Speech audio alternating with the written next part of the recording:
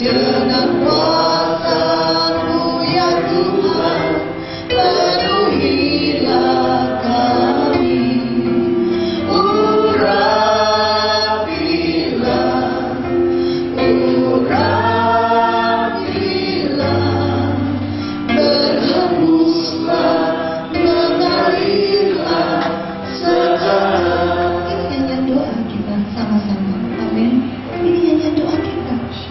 Keluaran 33 mengkisahkan bagaimana bangsa Israel begitu menjengkelkan hati Tuhan. Saya percaya hidup kita seringkali mungkin menjengkelkan hati Tuhan. Saya tahu satu konfirmasi waktu tadi seorang ibu Muslim Indonesia berdoa, saya tahu Tuhan tuntunlah kami tanpa Roh Kudus menuntun kamu berjalan. Itu sebenarnya doa daripada Musa. Keluaran 33 menuliskan, jika engkau tidak menyertai aku Tuhan, aku tidak mau berjalan. Siapakah aku yang sanggup berjalan tanpa penyertaan Tuhan?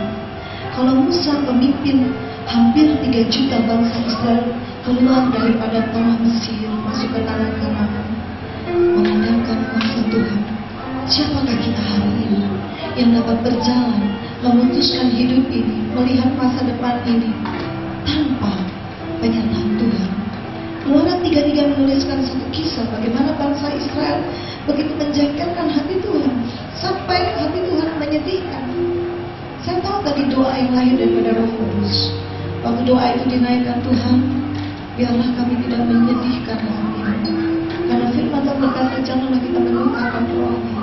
Biarlah kami tidak menyedihkan hati Tuhan. Bangsa Israel pernah membuat hati Tuhan sedih, sehingga Tuhan memalingkan mukanya. Tuhan berkata dalam kitab Keluaran 33, aku tidak mau menyertai bangsa ini. Biarlah aku utus satu malaikat yang memimpin di depan. Dan bangsa ini ketakutan.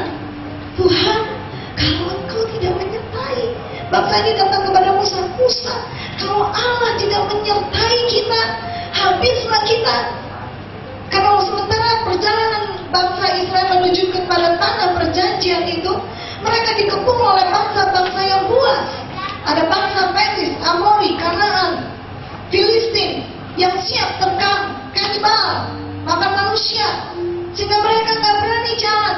Musa, bagaimana mungkin kita bisa jalan ke tanah Kanaan kalau di depan kita itu gak ada Tuhan yang menyertai? Dan Musa, sahabat Allah, Musa datang kepada Tuhan. Musa katakan, Tuhan, berilah kemurahan. Saya percaya hari ini gereja Tuhan sedang dipakai dengan hati seperti Musa, bersyafaat, melembutkan hati Tuhan. Mungkin ada rancangan untuk bangsa ini yang tidak baik yang iblis rancangkan. Tapi maksud saudara memiliki roh syafaat seperti Musa. Waktu Musa berdoa, Musa bertemu dengan Tuhan. Sahabat Allah ini berkata, Tuhan, ubah dong rancangan. Tuhan katakan, oke. Karena seorang sahabat, hati Tuhan tidak tahan. Saya percaya hari ini kita adalah sahabat Allah juga. Amin. Lalu kita berdoa, hati Tuhan gak tahan. Dan waktu Tuhan berkata begitu, Tuhan katakan, aku akan menyertai bangsa ini, karena aku tidak mungkin mendekat kepada yang tidak kudus. Nah, firman Tuhan katakan adalah, jangan hadirin Allah yang kudus dalam ketidakkudusan, maka kita akan binasa. Tuhan katakan, kalau mereka gak kudus, baru saja aku mendengar mereka akan binasa. Karena Allah kita Allah yang sangat dahsyat. Kitab Yesaya dan Mazmur banyak menuliskan Allah kita itu seperti api yang besar. Allah kita seperti badai yang dahsyat. Sehingga waktu kita tidak chemistry-nya, secara kimiawinya tidak sama, maka kita habis. Seringkali Tuhan gambarkan saya, kalau Allah itu adalah api yang besar menyala-nyala. Dan kalau chemistry kita hanya kertas dan kayu, habislah kita. Nggak mungkin kita ketemu api yang besar. Tapi kita harus menjadi sama, yaitu kudus. Dengan satu chemistry yang sama, api bertemu api, maka api kecil itu akan menjadi api yang besar. Nah, api yang besar itulah Allah kita. Dan waktu Allah berkata begitu, Tuhan katakan, oke, aku akan berjumpa, aku akan memimpin bangsa ini. Persyaratan adalah tanggalkan semua perhiasan yang ada. Dan siang hari ini, kalau saudara ingin dia mengembuskan nafas kehidupan kembali pada saudara, bicara perjumpaan pribadi dengan kita. Tanggalkan semua perhiasan yang ada. Oh, bangsa Israel menanggalkan semua perhiasan yang ada. Perhiasannya dicopotkan semua. Lalu waktu mereka menyembah, apa yang terjadi adalah awan kemuliaan Allah turun masuk ke dalam kemah suci. Dan saya percaya hari ini, aku sudah berkata, apa perhiasan kita? 2 Tawarik pasal 7 ayat 14. Dan jika umatku berbalik kepadaku dan merendahkan diri, berbalik dari jalan-jalan yang jahat, bertobat, Tuhan katakan, aku akan memulihkan keadaanmu. Amin. Sebelumnya awan kemuliaan itu turun, hembusan nafasnya dihembuskan kembali pada saudara. Tanggalkan semua perhiasan seperti bangsa Israel. Dan saat itulah Tuhan menyertai bangsa ini, sehingga waktu malam hari penyertaan Tuhan itu sungguh nyata. Awannya berubah menjadi api yang menyala-nyala. Musuh tidak berani mendekat. Binatang buas, binatang berbisa di padang gurun tidak berani mendekat. Dan firman Tuhan menuliskan selama 40 tahun bangsa ini tidak pernah sakit, baju mereka tidak pernah rusak, makanan selalu tersedia. Mujizat setiap hari itu terjadi. Amin. Kalau awan kemuliaan Allah, Roh Kudus itu tinggal bersama-sama dengan saudara, kuasa itu diberikan kepada saudara, maka itu penyertaan kepada saudara.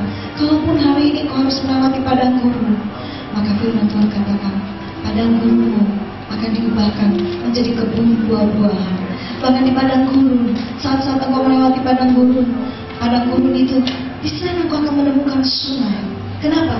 Karena hembusan nafas Allah, karena Roh Kudus bersama-sama dengan kita, maka padang gurun diubahkan menjadi kebun buah-buahan. Maka di padang gurun kita akan menemukan sungai kehidupan.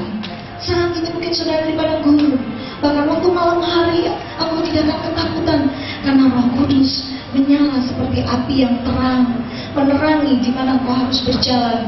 Kegelapan padang gurun, kegelapan malam tidak akan menyergap saudara. Kegelapan malam akan menjadi indah kalau Roh Kudus bersama dengan saudara.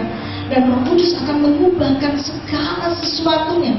Kegelapan malam menjadi indah waktu ada matahari, waktu ada terang itu datang. Malam hari ini mungkin saudara harus melewati malam yang gelap. Secara natural, alamiah kita tidak akan dapat menghindari saat malam, saat siang, ya. Dan walaupun hari ini saudara sedang berjalan di malam hari, kalau Roh Kudus bersama-sama dengan engkau, kau tidak akan takut. Karena malam itu kan indah, waktu ada lampu-lampu yang menyala, ya. Kenapa nyanyinya malam kudus? Kenapa? Waktu malam lampu dimati, tiba-tiba lampu-lampu nyala, indahnya luar biasa. Malam saudara akan menjadi malam-malam yang indah kalau Roh Kudus itu bersama-sama dengan kita. Amin. Padang gurun akan diubahkan. Bahkan bangsa Israel waktu siang hari di padang gurun, matahari begitu terik bisa menghancurkan kulit mereka. Dan awan kemuliaan Allah, yaitu Roh Allah sendiri, Roh Kudus yang ada pada saat itu dan ada saat ini di tempat ini juga, itu Roh yang sama yang melindungi mereka, sehingga bangsa ini tetap nyaman. Dan awan ini terus menuntun sampai ke tanah perjanjian, dan musuh tidak berani menerkam mereka. Kenapa? Karena ada kuasa yang menyertai. Dan siang hari ini, berapa banyak di antara saudara yang merindukan Dia? Dia akan hadir. Dia hadir. Dia akan memenuhi engkau. Oh, Dia akan memenuhi engkau. Doa-doamu akan menjadi doa yang penuh kuasa. Bukan doa-doa yang dipenuhi dengan kata-kata indah hiasan. Tidak. Tapi ada doa yang lahir dari Roh yang menyertai saudara. Inilah karya daripada Roh Kudus. Siang hari ini, harapkan Dia, hauskan Dia. Kuncinya yang pertama dalam haus dan lapar akan Tuhan. Matius 5 ayat yang ke-6. Maka kau akan dipuaskan. Kunci yang kedua adalah sama ketika seperti bangsa Israel. Keluaran 33 menuliskan, tanggalkan perhiasan. Apa perhiasan saudara? Pikiran saudara. Medan peperangan saudara dan dalam pikiran. Pikiran kita, enggak mungkin Tuhan, enggak mungkin. Tanggalkan kesombongan kita.